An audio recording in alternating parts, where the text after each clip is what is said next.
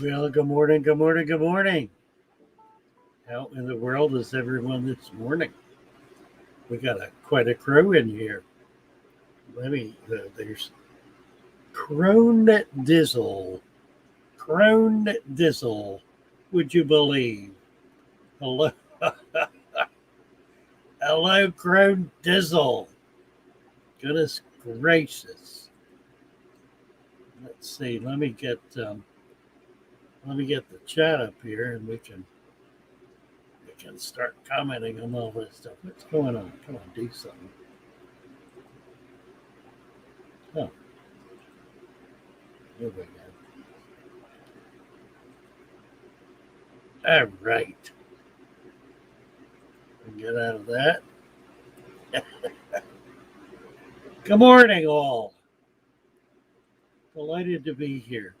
I can take these off for now till somebody comes on. Let me turn my fan off. It's much too noisy.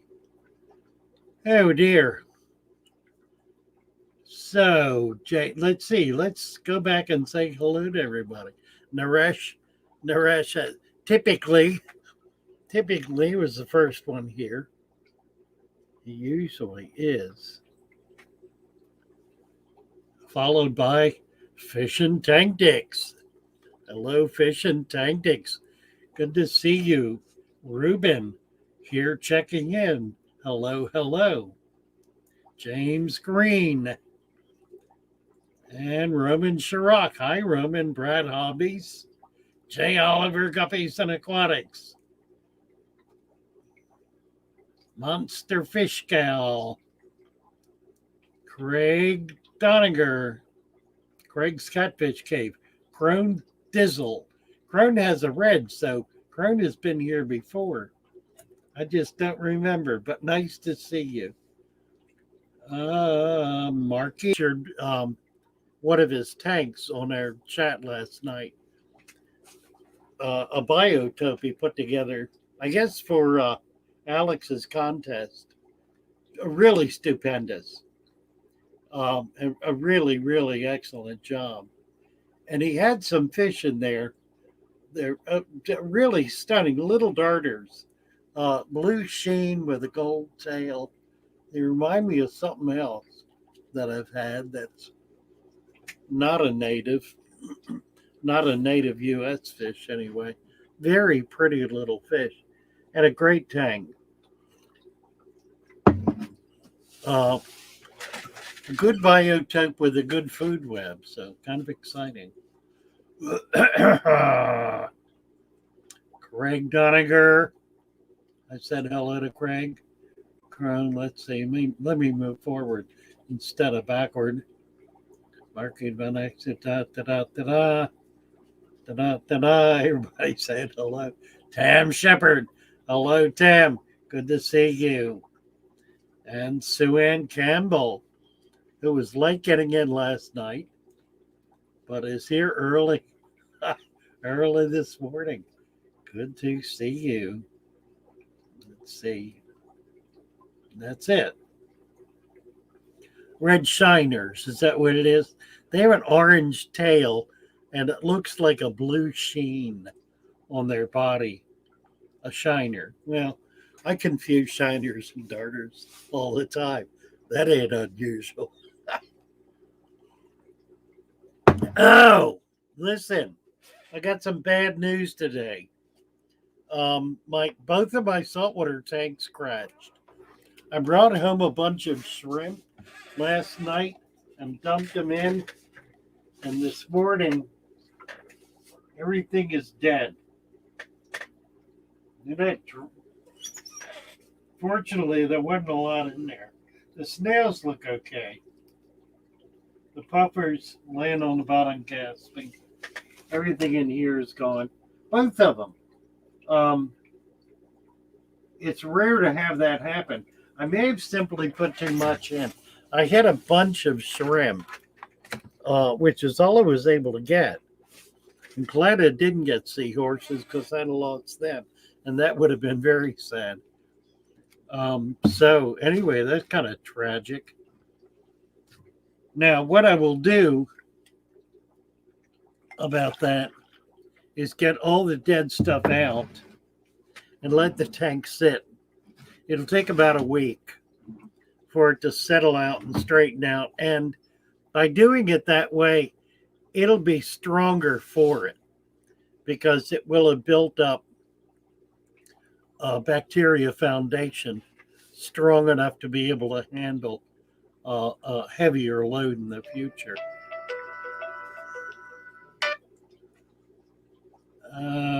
Let's see. Let's see who else is here.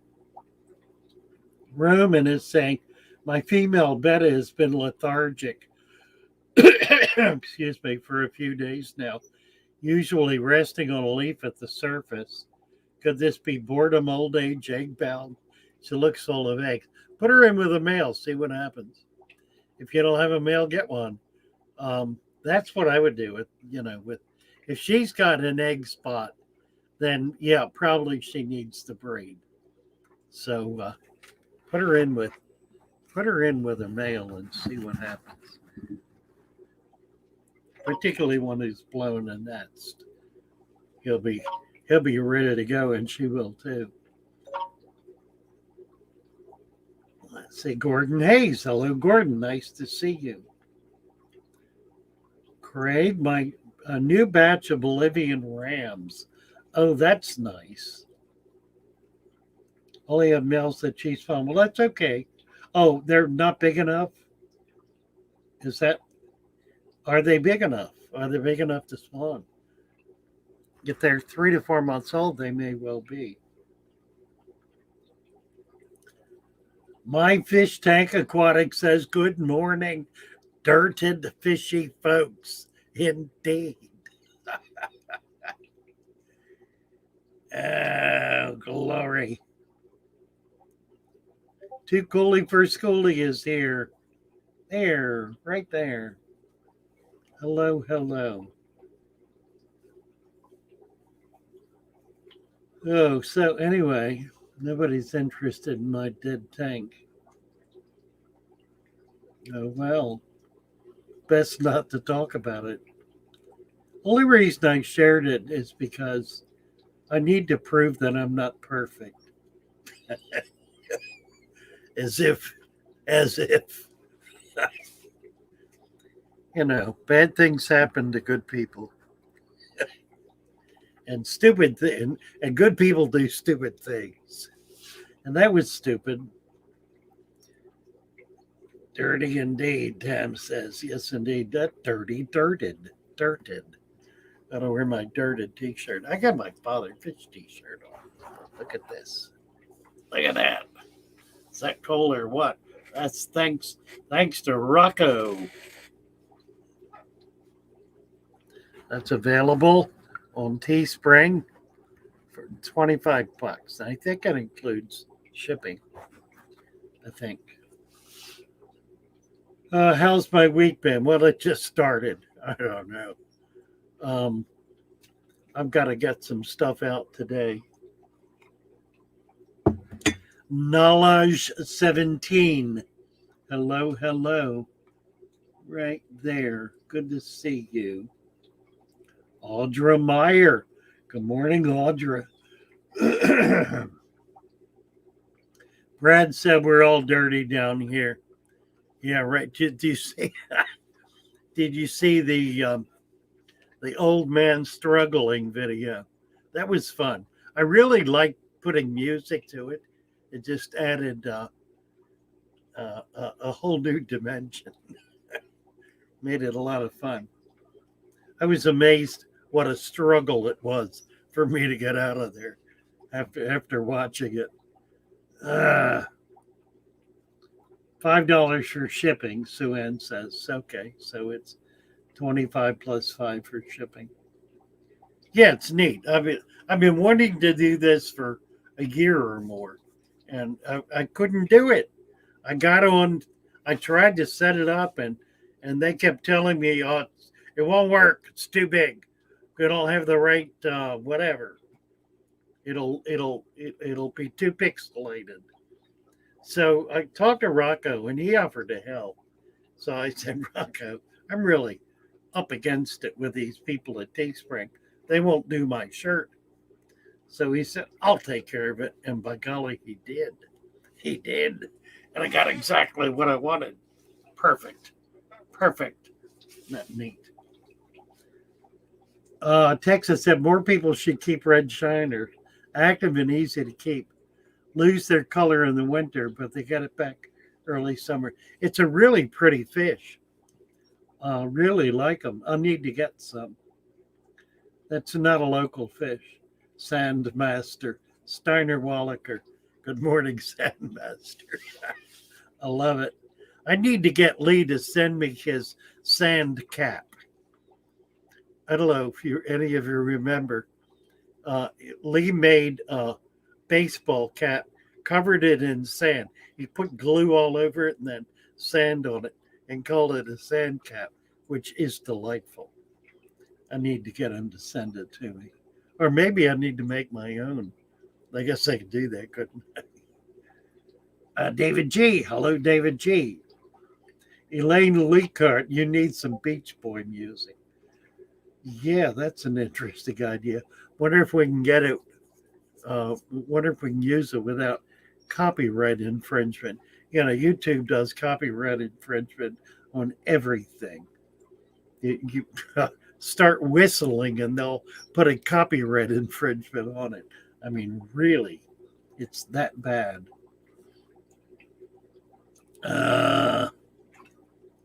Let's see. 503 Lady Diane. A Rocco shout out. Absolutely. Absolutely.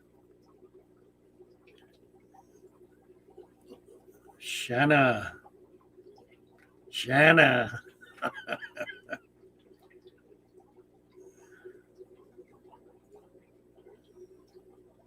Let's see.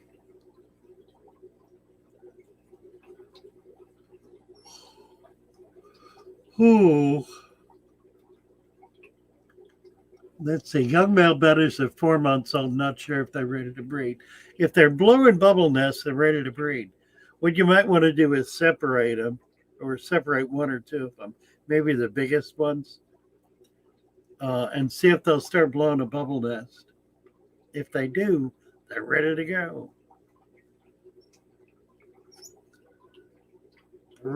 Bateson Genetics.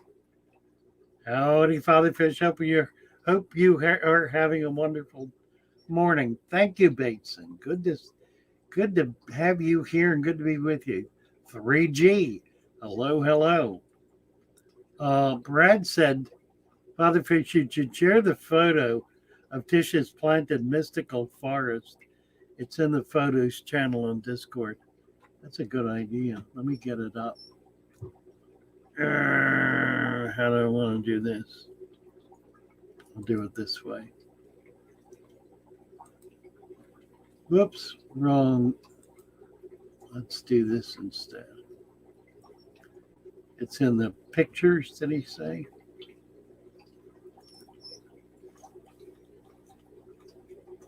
J503 Aquatics. Hello. JBV. I saw him. Okay. Where is it? He said. In the photos channel. Photos. Oh, there it is, right there. Look at that. Look at that. All right, here we go.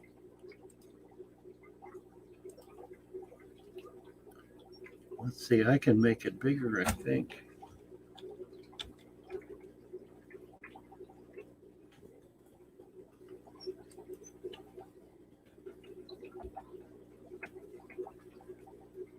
What did I just do?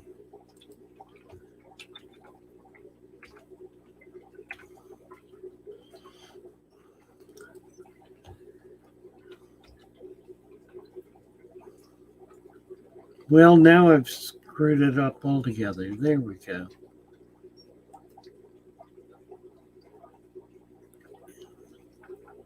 See if I can make it bigger. I'm having trouble. All right. There.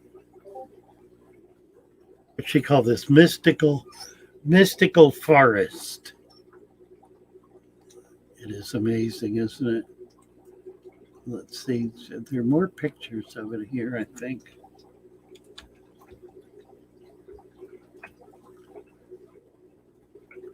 So close up.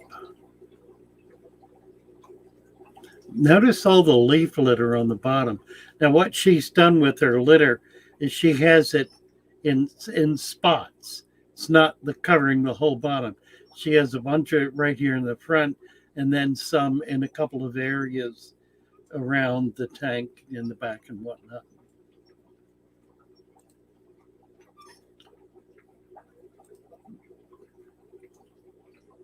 Just amazing. Whoops.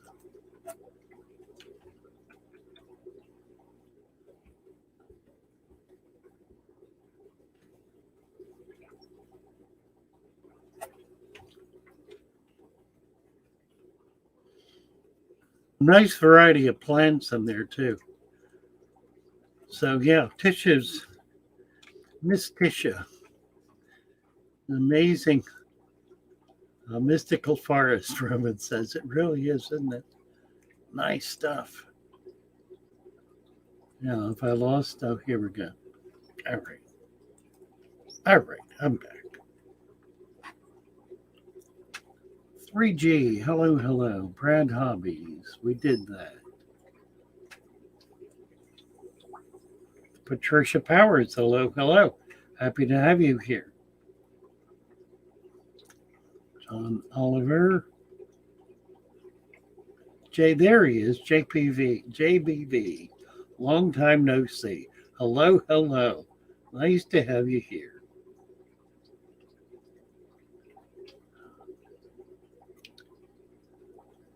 Yeah, Brad said she's done everything right in this aquarium. Just a magnificent example. Really is. It's a deep substrate with a food web, beautifully sculpted. It's a really nice piece of aquascaping. I think it's a 40-gallon tank. I'm not sure, but I think so. She's in the Netherlands. Or Holland or Denmark or Copenhagen or one of those places up there where it gets real cold. And a just thoroughly delightful young woman. In fact, we gave her her own channel on Discord because she has so many different interests that that a number of other people shared. So we allowed her to kind of take over a channel and do her thing with it. And it's worked out really well. I think everybody enjoys it. Let's see. 3G 503 had a blast participating in Saturday morning cartoons. Oh my, yes. Lady Diane, I got in trouble at the Missouri Aquarium Society swap yesterday. Danny West screamed live. Be sure to see and give him a like. We had a blast. That sounds like fun. We've been thinking about doing one here. I don't know if any of you noticed Aquafunk last night, the t-shirt he was wearing. It's the aquarium, the Venice Aquarium Society t-shirt, their logo, which he was given. He was the last program we had before the lockdown. So it was February a year ago. year and a half ago. It was nice seeing that T-shirt. And he is setting up his first started tank. So we're real excited for Aquafun. That's pretty cool. Is the guy who said he'd never do it. And then he made an interesting comment. He said, I realized that my attitude about dirted tanks was based on other people's opinion and not my own. So I decided I've got to do it for myself in order to have an informed opinion. So that was pretty sharp. Um, I think it's lesson learned. If what we say is based not on what we hear but what we know, then what we're saying is worth sharing. If it's based simply on having heard somebody else say it, then you just being a gossip. There's no value to that at all. Just parroting somebody else's opinion is really of no significance. Why bother? I mean, why even do it? Doesn't make you look smart. Makes you look dumb, really, because you don't have an informed opinion. It just parroting what somebody else has said. My screen is blinking, kind of flashing. I don't know if it's just me or if it's not happening on YouTube. It's just happening here on StreamYard. Anyway, yeah, informed opinion is based on personal experience. J-Dog, hello. Get clean with dirt, he says. If you're outside the U.S., contact Fatherfish directly at fatherfish.net.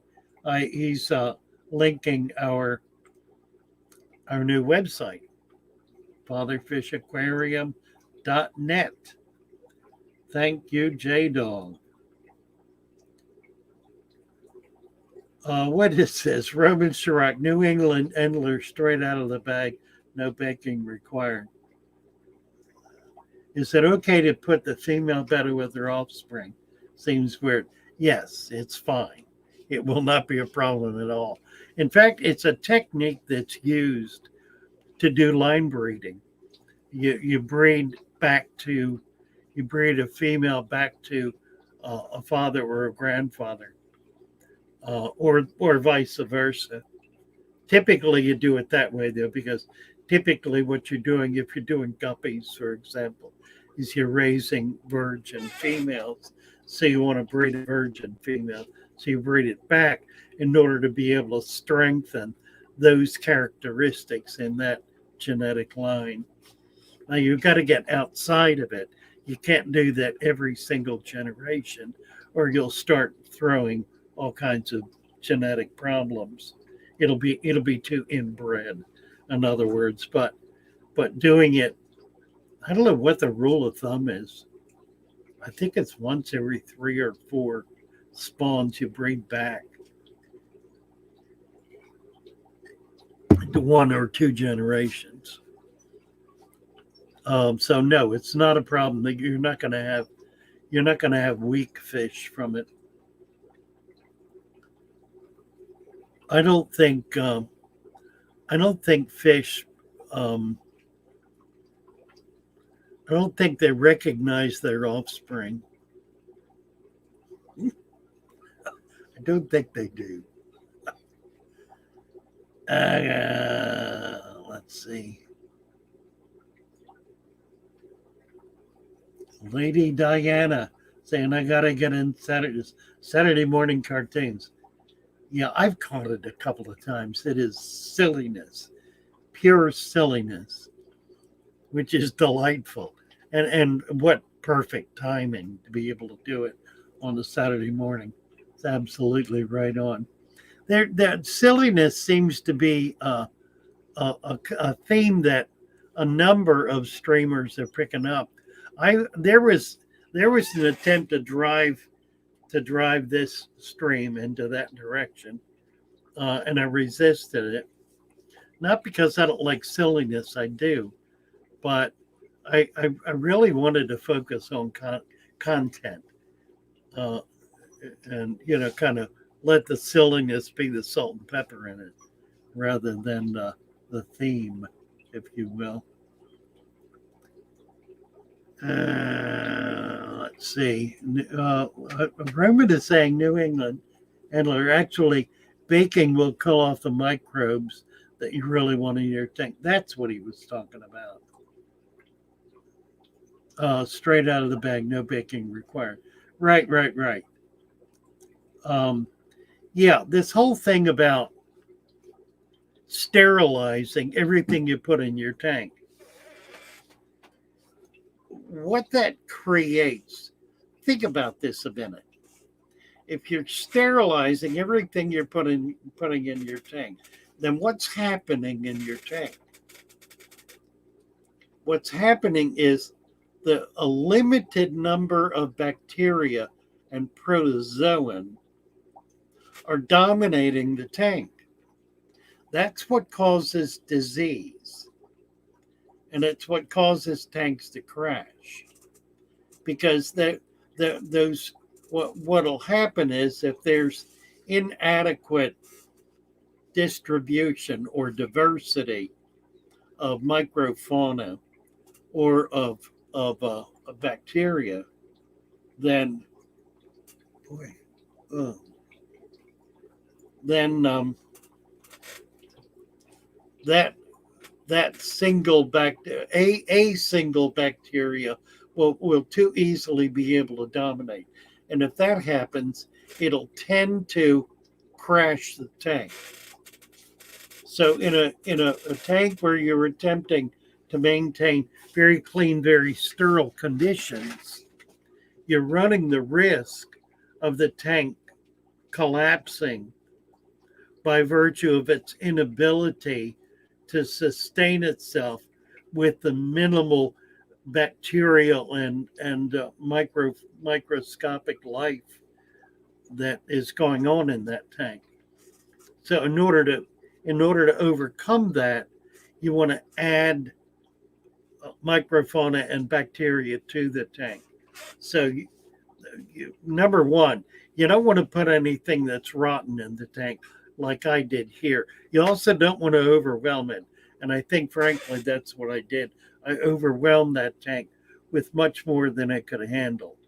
I just kind of dumped a bunch of shrimp in there, and it was the wrong thing to do. Live and learn. Not the first time I've done that. I think it happens when you get tired, and I was tired and frustrated. So don't do things when you're tired and frustrated. Sit down and rest first. But don't be afraid to add foreign substances to your fish tank. Just do it in a reasonable modicum. Do it in small ways. Don't dump a bucket full of mud in your tank. We've had a couple of people do that. Just dump a huge amount of mud in their tank because they wanted to have biodiverse tank, and they wound up crashing it because they overwhelmed it. So you can overwhelm, but don't underwhelm either. Don't be so persnickety and fussy that you're afraid to put something in there because it might have a little bug on it. Well, be thankful it does if it does, because that little bug is going to help increase the strength and the integrity of your aquarium. Biodiversity ensures the vigor of a system and the strength of that system, because that biodiversity is able to deal with things that come into the tank that would otherwise be disruptive. They're able to be controlled. I don't know if it makes any sense at all. Roman, Andre Scott, I change water when I no longer can see into the tank clearly. Now there's a rule of thumb for you. Due to algae growing in the inside of the front glass. Then change some water and scrape the glass. Okay, so he's not talking about water getting mucky or cloudy. He's talking about not being able to see in the tank because there's too much algae growing. The other is true as well, however. If your water starts to get a little hazy, you want to do a water change right away, which is really what I want to do with these saltwater tanks. But since there isn't anything left in them, I'm just going to let them run, let it straighten itself out, and it'll be stronger for it. Any tips on collecting driftwood? Chris wants to know.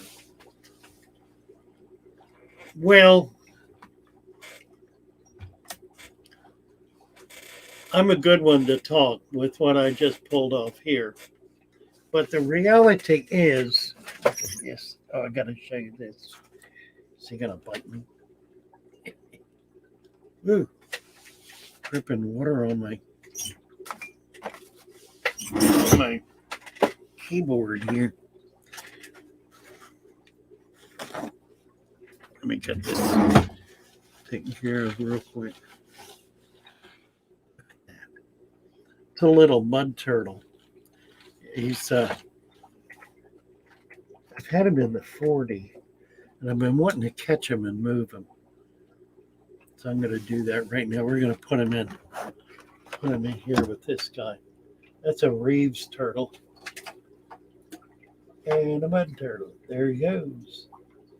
Vadoom. And that's where the siren is. So we're getting a lot of reptiles, a lot of herps in there. Let's see. Oh, talking about driftwood, and there's another question here. Patricia said, would like to add leaf litter. Worried about putting dried leaves in my tank from the ground as the dog peed on it, or chemicals used on the grass. I live in a major metro area. Well, the dog pee would not be a problem, but chemicals could. Although they're not likely to be on the trees, you're probably safe. Try to get, it lives in a major metro area. Yeah, you need to get, how can you do this? Put the leaves in a bucket, get them started outside. If you can't get out, try to get out to a place where there's some, at least a pond. Most metro areas have ponds and parks and whatnot. Try to find a place where there are some leaves that are deteriorating, and collect those and go with that. You can use dried leaves, and I think you can use them without worrying about pesticides or the like, because typically trees are not planted, are not sprayed. But do try to get some live culture if you can, because that's really going to kickstart the system better. Driftwood. Any tip on collecting? I gotta deal with that. Oh, Roman says beach combing is great. That's absolutely right. We can't do it here in Florida. It's against the law to take driftwood off the beach in Florida. Isn't that awful? But you can take it out of streams and creeks, which is really just as good. The driftwood on beaches is good because it's hardwood. If it were softwood, it'd have been all eaten up, beat up, and gone. But the pieces of wood that survive in the ocean and get rolled up are hardwood that's thoroughly hardened, thoroughly, I don't know, what's the word? There's not a word for this. Cured. Let's use the word cured. Thoroughly cured. A piece of cured driftwood. It is a piece of driftwood that no longer has any semblance of its original life in it. It doesn't have bark on it particularly, unless it's a very tight, hard bark. It doesn't have any sap in it at all. No dirt attached to it from when it had roots. It is thoroughly, utterly, completely dead. and turned into, in effect, a skeleton. So that's a way to look at this. You want the driftwood to be a skeleton, to be skeletonaceous, if that's a word. You want it to have no flesh on it at all. You want it to be bone dry or bone wet in the case of being waterlogged in the water. Driftwood refers to to wood that's been purged, cleaned, and cured by water, typically in the ocean. But you can find nice pieces of so-called driftwood, which is aged cured wood that's on the land. I mean, that's available too. You have to be careful about what you're getting. If you want to use softwood, there is a place for using softwood. Again, provided it's thoroughly dead. If you find, for example, a stump that's sitting in the ground and it's obviously been there forever, totally dead, and you can shake the dirt off of it and get maybe a few nice root uh, nice bits of root, and it's kind of breaking up and crumbling. So this is a softwood tree. Those are really excellent if you're setting up a a tannic tank, a tank that has that has a lower pH and has a lot of color in it. A lot of my brain's not working right. Somebody help me out here. Um, Cadaveric. That's an interesting word. Cadaveric. Not bad. Um, Neighbor's old wood is probably covered in Roundup. Yeah, I wouldn't want to use that. Petrified wood. No, petrified wood is stone. It's pretty. Petrified wood is fine, but it's stone. It's not wood. Um, it's not going to have the same characteristics. One of the benefits of driftwood is that it deteriorates. Even the very hard wood that you put in your tank is deteriorating at a much slower rate than softwood would. I'm kind of all over the place with this. Let me try to pull it together. Soft wood that is cured is wood that is deteriorating at a rapid enough rate that you can pick it up and kind of break it up or have pieces falling off of it. That's really good for a blackwater tank. That's the term I was looking for. If you want to do a blackwater tank, then that's the kind of wood you want to look for.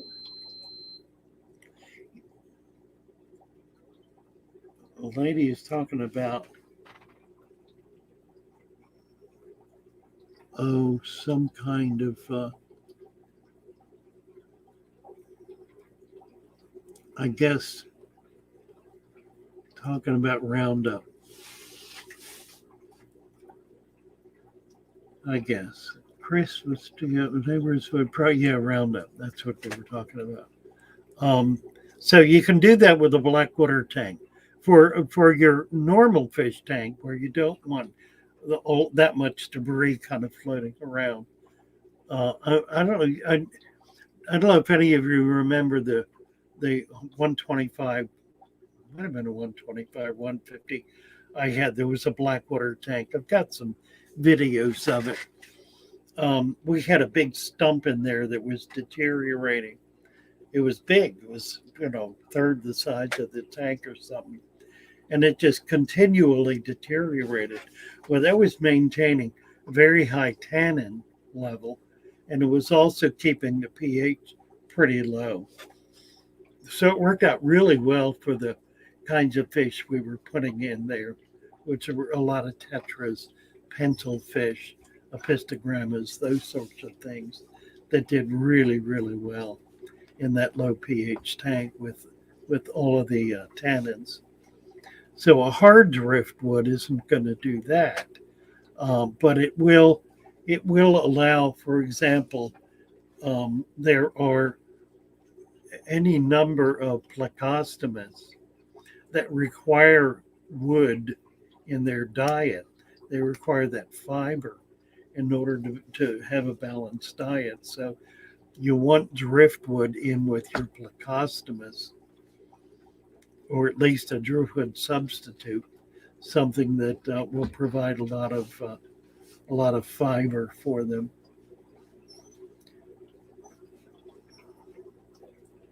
Let's see. Talking about Roundup, cadaveric, a cadaver. Not exactly. A cadaver is not necessarily deteriorated. You want deteriorated.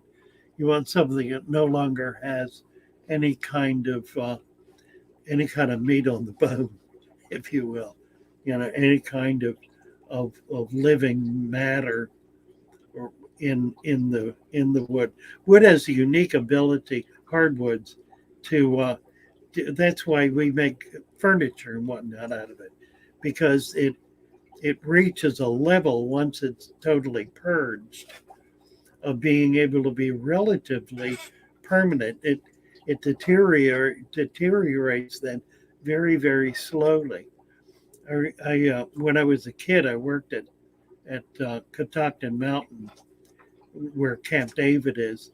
Back in the 30s, the American chestnuts were devastated by a virus that came through that killed all of these magnificent trees. Well, one of the work projects back then was to harvest those trees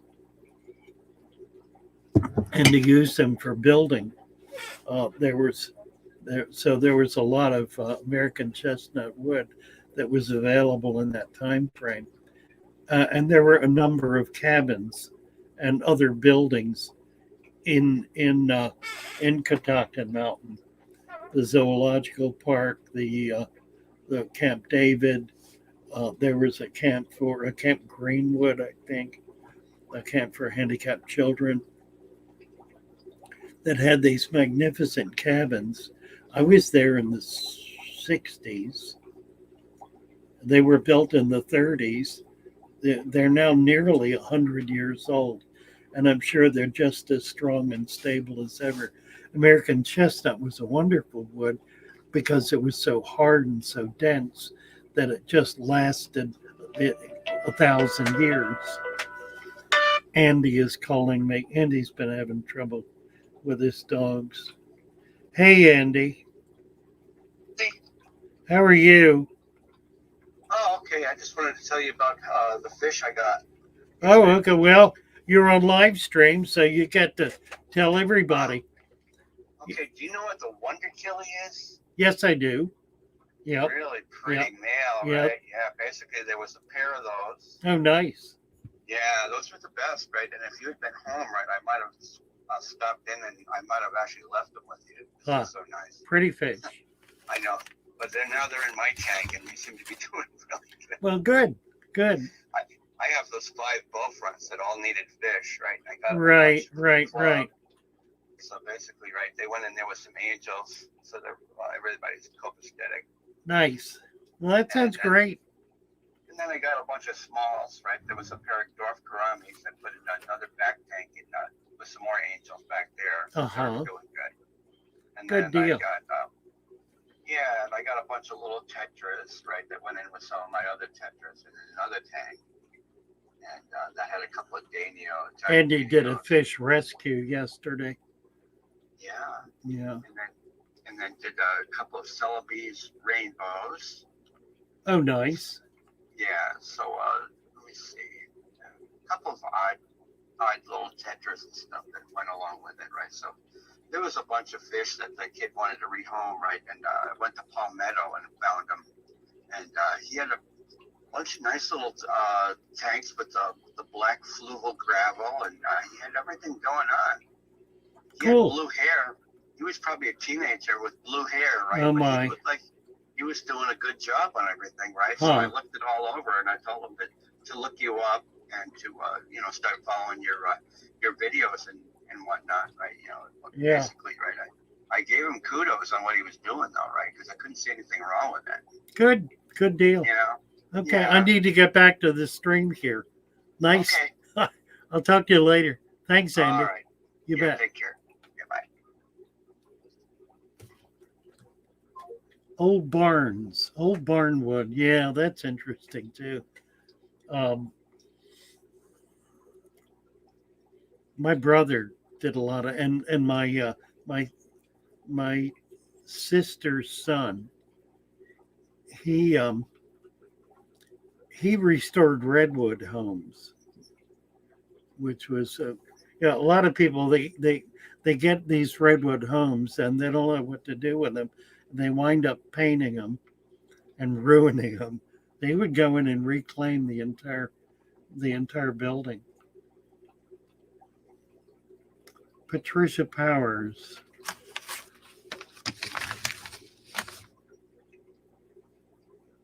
Oh, Patricia's saying she doesn't know who Lucas is and asking me to post the link.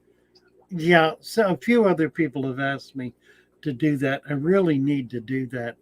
The problem is I can post a link to their channel, but to post a link to that stream means it needs to be active, or at least they need to have the announcement posted. So it's a little trickier. Maybe what I'll do is post a link to their channel, because once you get on the channel, then it's a lot easier to find. My beard is, what is going on? I look like I'm out of balance. That's weird. You know what? It's the whole thing is crooked. There's that better? But my beard's crooked. There. It's craziness. Is that better? I don't know what it's doing. I got my beard trimmed by Sarah, sweet Sarah. Sarah's a hairdresser whose parents live next door. Sweet young girl, and did a really nice job. Okay, so Andre's saying you find driftwood out of the woods, has to be dead. Yes, absolutely. Gordon Hayes, part 2. Because of previous neglect and overstocking, the nitrates are sky high. They've been like this for well over 6 months. How quickly can I bring them down safely? Doesn't matter. Number one, high nitrates, unless they're up around 500, are not going to be a problem. 250 is fairly common and not at all extreme. The best way to control it is by doing water changes or load the tank up with plants. Plants absorb nitrates. If you have a lot of plants in your tank, two things happen. Number one, the plants absorb nitrates because it's a natural nutrition for them.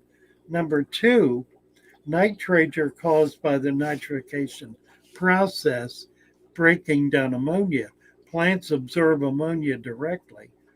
So by doing that, they're precluding the nitrification cycle, which is controlling and reducing the nitrate level.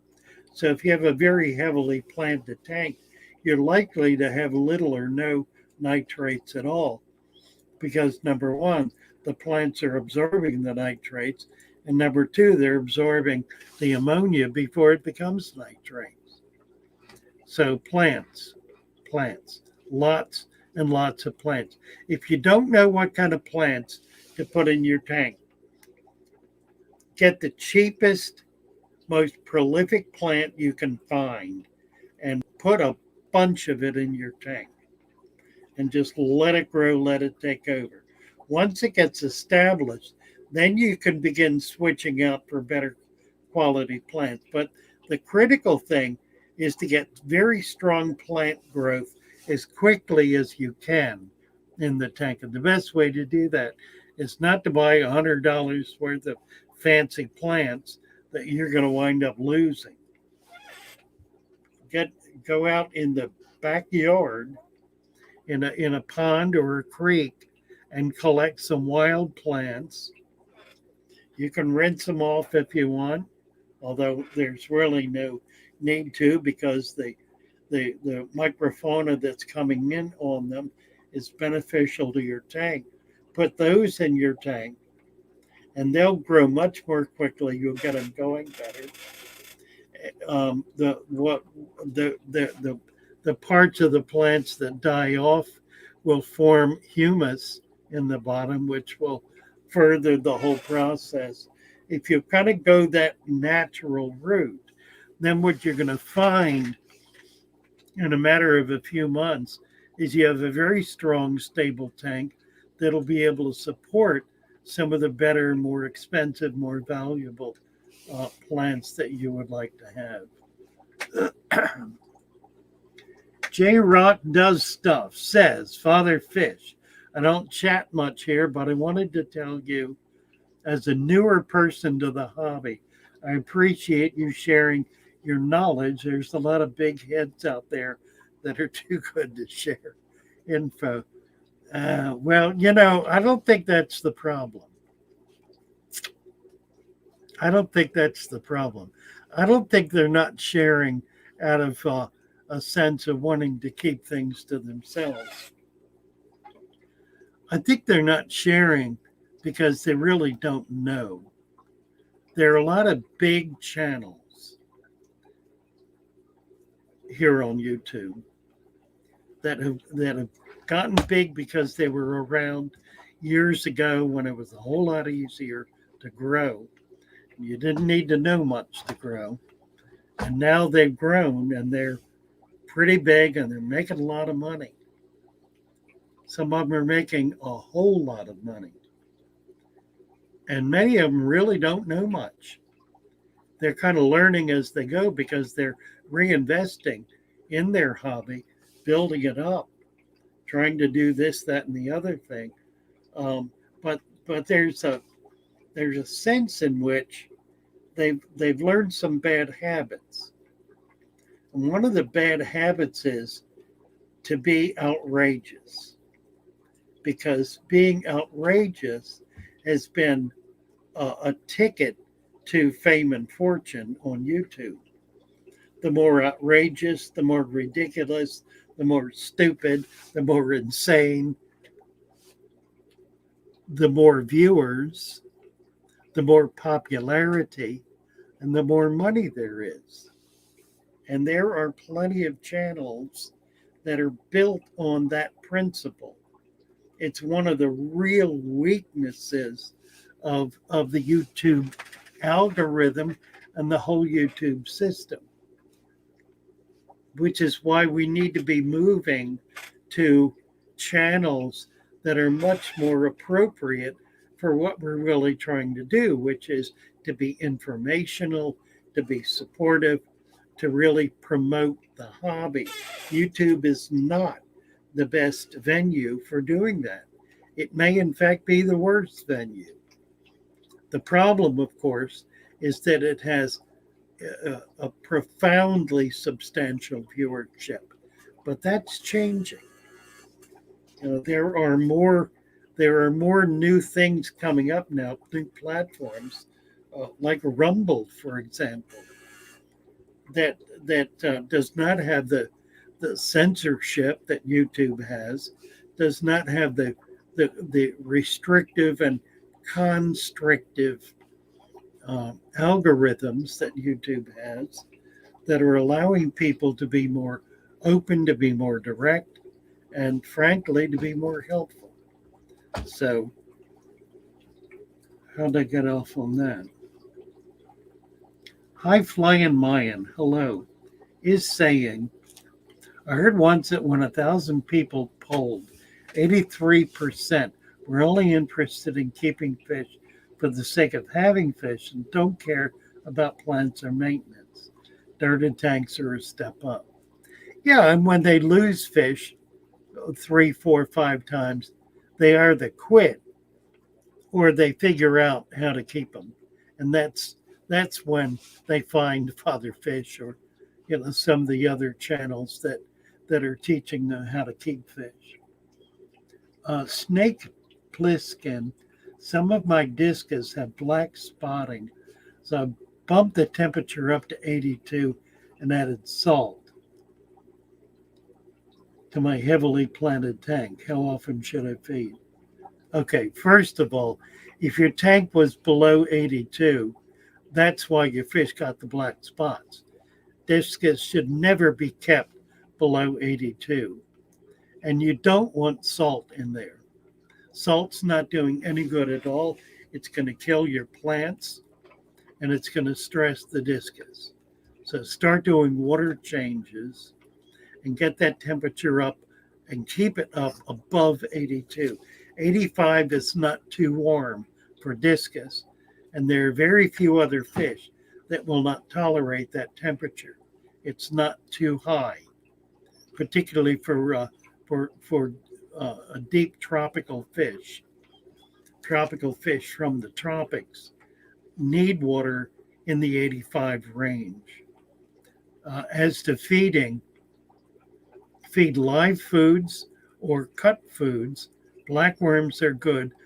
Any kind of live food you can feed is going to be less likely to pollute. And feed sparingly. Feed regularly. For discus, they're probably starved because they've been in cold water. Do not put any more salt in, and start doing 10% water changes twice a week to get that salt level down.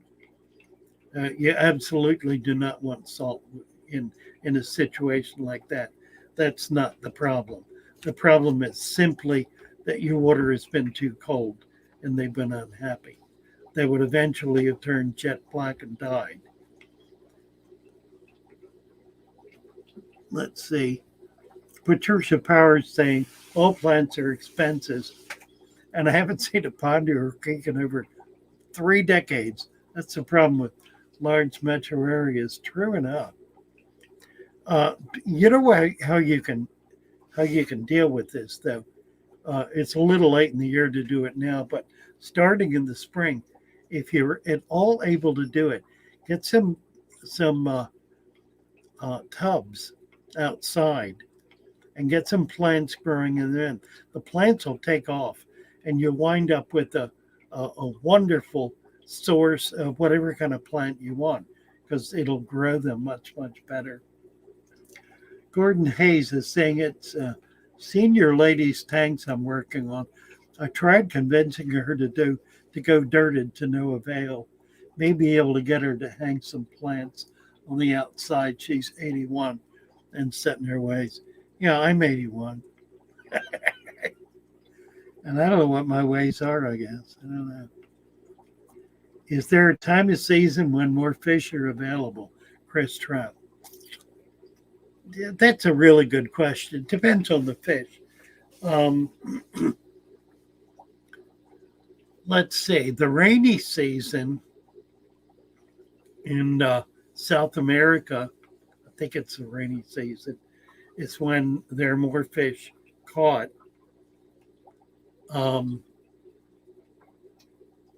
There's that. So many fish are raised, farm raised, that they're just generally available anymore.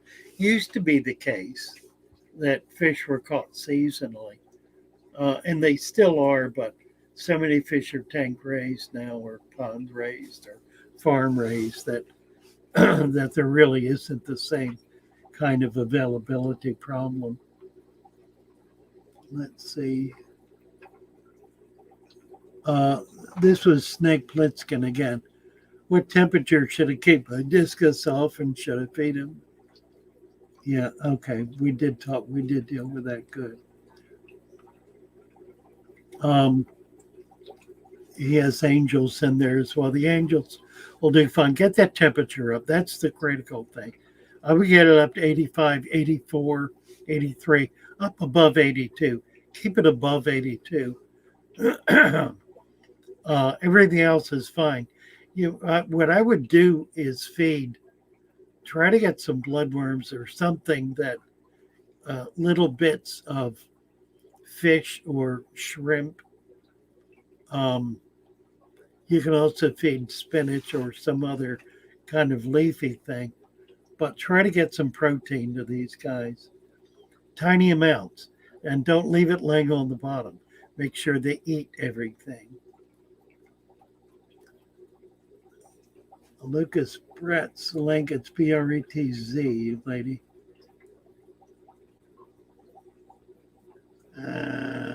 Let's see.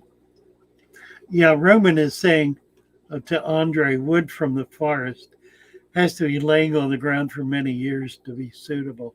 And the problem with that, of course, it's going to rot. In many years, even a hardwood is going to rot.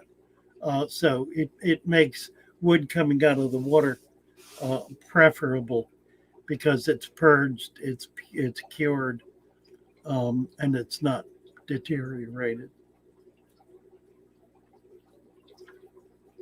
To Gordon Hayes. Yeah, I know about that. I have a roommate. I gave him a tank for Christmas. And he gets very upset when the plants grow in it because he can't see the fish. So I have to pull plants out of it routinely. Oh, well. Let's see. We're running over here. J Dog, the Fish Club meetings, J Dog's been and his wife have been coming to our Venice club meetings. Been fun having him too. Fish clubs are wonderful. You get to be around people who have the same bad habits you do, namely multi-tank syndrome. Patricia saying this channel in Discord is my fish club. Yeah, true enough. True enough. Do get over to Discord. Those of you who have not checked it out yet, I think the link's been posted. It will be again momentarily. It's a wonderful site. Lots of people there having conversations. A lot of friendships developing. A lot of information. A lot of help. Some research. Just fun stuff. There's even a chance to talk about religion and politics, if you insist. Do come on over. We have a number of channels, and those channels are discrete. That is, they maintain some fairly rigid distinctions in terms of the kind of material that's in them. So it allows for a pretty wide variety of discussion. And you can grow in the process. You can become elevated by virtue of your commitment and involvement in the site. Hi, Fly and Mayan Discord's my local fish club. It really is, isn't it? It really is. All righty.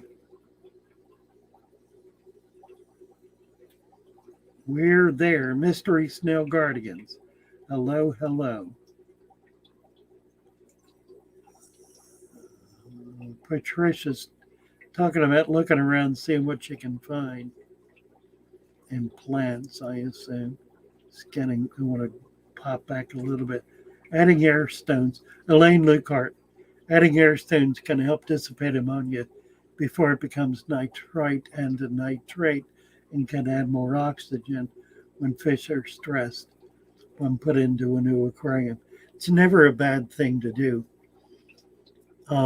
Here Fishy was on last night and had a very slow bubbling going on in her saltwater, her little saltwater tank with the seahorses.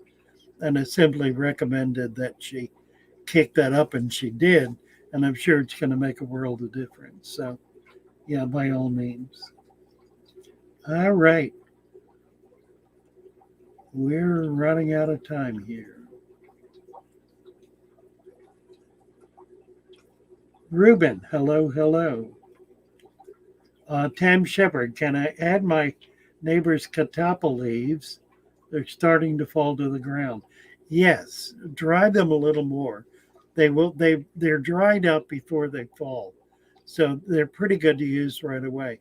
But if you want to collect a big bag of them and just let them sit for months and months, they're an absolutely perfect leaf, and a lot of benefit to it. So you're lucky to have that availability. It's real desirable.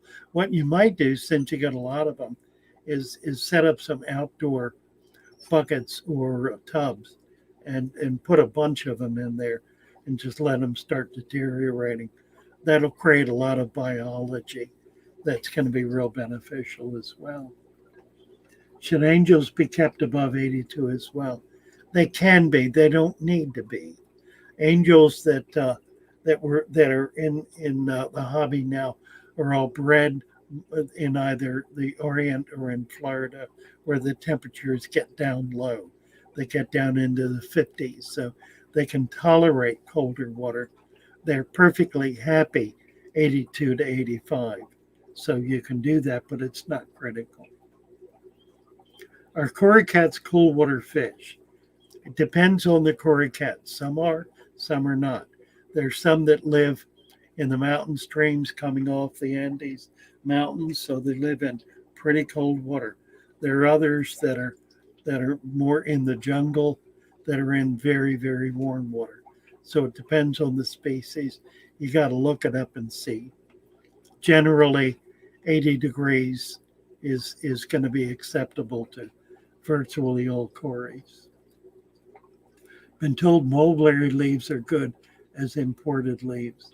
Never use mulberry leaves, but generally any kind of fruit or nut tree is going to be a hardwood, and those leaves will be beneficial.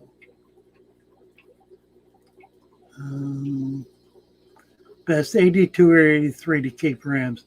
82 to 85. Rams are another fish that have to be kept warm.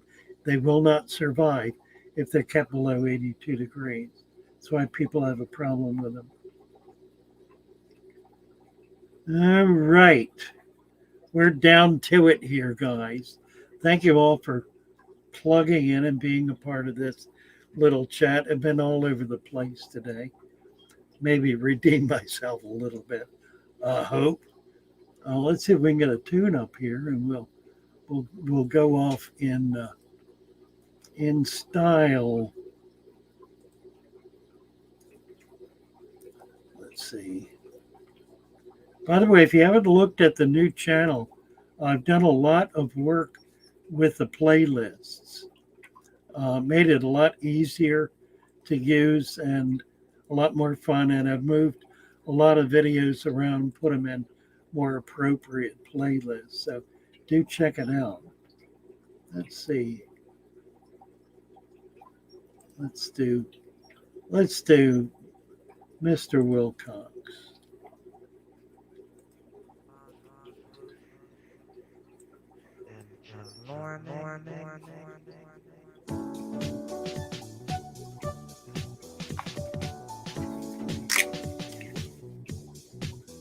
All right.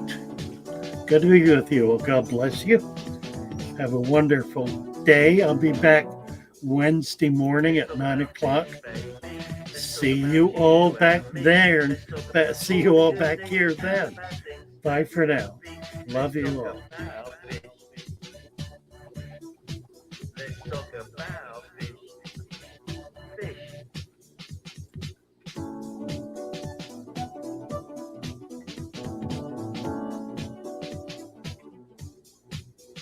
Christina Whitaker, look forward to you getting back regularly. Nice to see you stop in. Deborah Shear, Sandy Diamond. All right. Let's talk about fish, baby. Bye-bye for now. You and me. Let's talk about all the good things and the bad things.